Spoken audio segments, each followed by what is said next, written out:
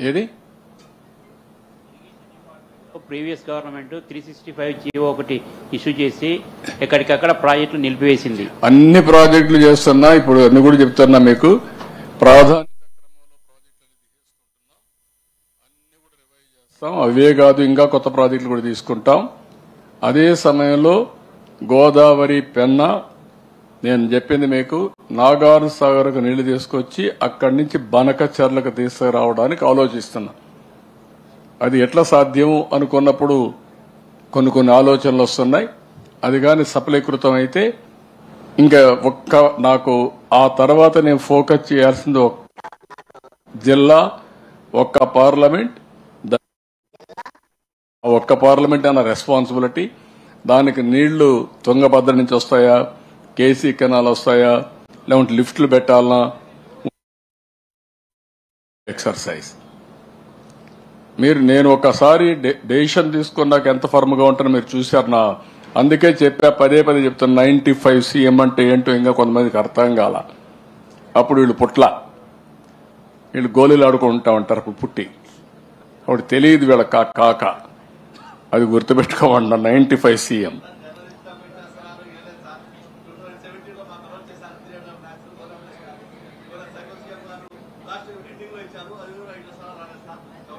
అవన్నీ వర్కౌట్ చేద్దాము. ముందు ఈరోజు సీరియస్ కాన్ఫరెన్స్ ఇది, మీది కూడా నా దృష్టిలో ఉంది. I will do it. ఎట్లా చేస్తాం.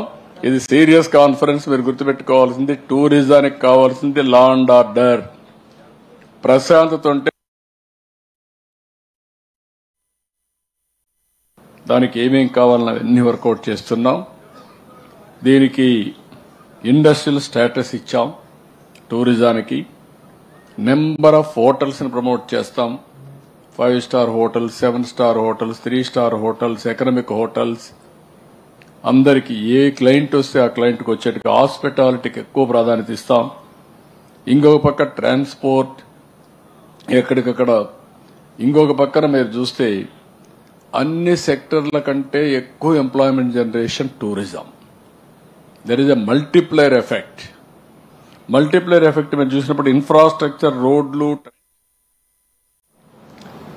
అదే మరి ఇక్కడ రామనారాయణ రెడ్డి గారు ఎండోమెంట్స్ మినిస్టర్, టూరిజం మినిస్టర్ వచ్చి మన కందుల దుర్గేశం గారు, I&I మినిస్టర్ మిత్రులు జనార్దన్ రెడ్డి గారు.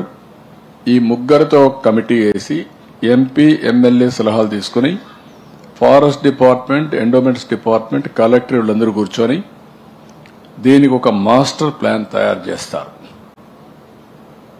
ఒకటి దివ్య క్షేత్రం, పవిత్రంగా ఉండడానికి ఏం చేయాలో అవన్నీ చేయాలి. రెండోది ఒక పర్యాటక కేంద్రం. ఇక్కడ గాని టైగర్ సఫారీ చేయగలిగితే ఆ ఎక్స్పీరియన్స్ డిఫరెంట్ గా ఉంటుంది. Nallamalai forest one of the biggest forest ఇది. ఈ నల్లమలై ఫారెస్ట్ లో అడవి జంతువులైతే పులులు గాని, అదే మరి ఇలాంటి చాలా ఉన్నాయి. ఈవెన్ తిరుపతి మొదలుకొని ఇక్కడంతా పెద్ద ఎత్తున ఉన్నాయి కాబట్టి దీన్ని డెవలప్ చేయాల్సిన అవసరం ఉంది. దానికోసం వీలైన తొందరలో రిపోర్ట్ ఇస్తారు. ఆ రిపోర్ట్ను ఆధారంగా చేసుకుని దీన్ని కొంచెం ల్యాండ్ కూడా ఇచ్చేసి తిరుపతి మారిగా, తిరుమల మారిగా ఆ రోజే ఇక్కడ మొత్తం డెవలప్ చేస్తుని కిందన మన సున్నిపెంటను కూడా నివాసయోగ్యంగా తయారు చేయాలి. తిరుమల తిరుపతి దేవస్థానం మారిగా తిరుమల దివ్యక్షేత్రం, తిరుపతి నివాసయోగ్యంగా తయారు చేయాలని చెప్పి ఆలోచిస్తున్నాం. రెండోది, ఇక్కడ ఈ రెండు ప్రాంతాల్లో ఒక 7,000 మంది జనాభా నివాసం ఉంటారు. వాళ్ళందరి పేర్లు కూడా ఇచ్చేయమన్నాం.